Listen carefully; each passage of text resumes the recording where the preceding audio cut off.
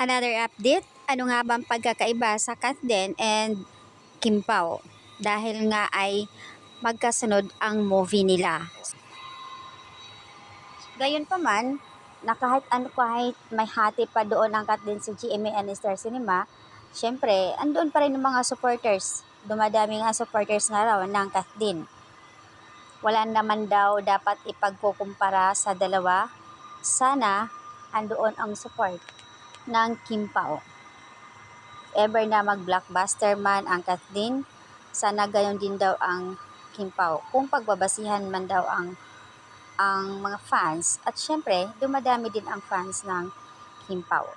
Kaya sana hindi nga karamihan, lalo na ang mga admin ng Kim Pao, na sana suportahan at talagang ipakita nila yung support para magiging blockbuster ang movie ng Kim Pao.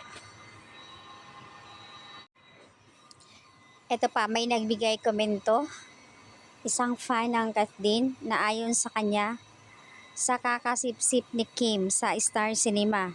Kaya ayan, grabe ang suporta ng Star Cinema sa kanya. Hindi naman kailangan na suportahan si Catherine dahil isa siyang superstar. So sinagot ng isang Kim Pao fans na walang ganon.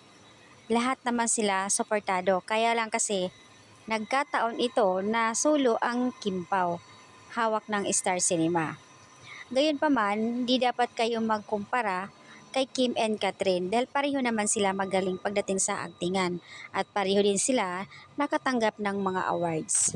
Mayroon kasi ibang netizens na sinasabi, malalaman natin yan pagdating sa movie ng Katden at sa Kim Pao. Sino nga ba sa kanila yung magiging blockbuster na kahit suportado pa siya ng Star Cinema? Siguro ayon sa karamihan guys, wag naman magkumpara kasi mahirap na.